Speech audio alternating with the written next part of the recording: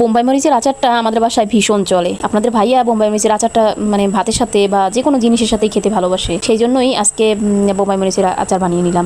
আসসালামু আলাইকুম, সবাই কেমন আছেন? আলহামদুলিল্লাহ ভালো আছেন, আমি আল্লাহর অশেষ রহমতে ভালো আছি। তো এখানে অনেকদিন পর্যন্তই আমার গাছে কয়েকটা মরিচ হয়েছিল, ভাবলাম আচার বানাবো। আচার এক বয়ম ছিল, মার কাছ থেকে এনেছিলাম, তো সেটা শেষ হয়ে গেছে। তারপরে এই তো এখানে মরিচ, কাঁচা মরিচও দিয়েছি 2টা, আর রসুন ভালোভাবে ব্লেন্ড করে নিয়েছি। তো তেলটা গরম করে নিয়েছি, তেলের মধ্যে দিয়ে দিয়েছি, এখন ভালোভাবে ভেজে নিচ্ছি। তো মার কাছ থেকে আরও একটু নিয়ে আসছিলাম পলি করে, তো সেটাও দিয়ে দিলাম, আর বয়মে ছিল সেটাও দিয়ে দিলাম। তো ভালোভাবে মেখে নিয়েছি। তো এখন ভাজা ভাজা করাটা বাকি আর কি। তো ভাজা ভাজা হয়ে গেছে, তো ঠান্ডা হওয়ার অপেক্ষা। তো ঠান্ডাও হয়ে গেছে, এখন বয়ামে ভরে নিচ্ছি। তো দেখুন কিভাবে মানে আমাদের শেষ হয়ে যায় তাড়াতাড়ি। এই তো এক বয়ম ছিল, তো এক বয়ম এখন আবার বানালাম। তো এর মধ্যে কাঁচা সরিষার তেলও দিয়ে দিয়েছি। আমি আবার তেলটা দেই একটু ঘেরানোর জন্য, অল্প তেল দিয়েই বানিয়েছি আজকে। এর আগের বার একটু বেশি তেল দিয়েছিলাম, তেঁতুল দিয়েছিলাম। এবার আর তেঁতুল দিইনি, কারণ ওই যে আগের যে আচার যেটুকু মার কাছ থেকে এনেছিলাম সেটাই অনেক তেঁতুল আছে, সেই জন্য আর কি তেঁতুলটা দেওয়া হয় না এবার। তাই তো আজকের আচার বানানোর রেসিপিটা তো আপনাদের কাছে কেমন লাগলো জানাবেন। আর কে কে এরকম বোম্বাই মরিচের আচারটা খান কমেন্ট বক্সে জানাবেন। সবাই ভালো থাকবেন, আল্লাহ হাফেজ।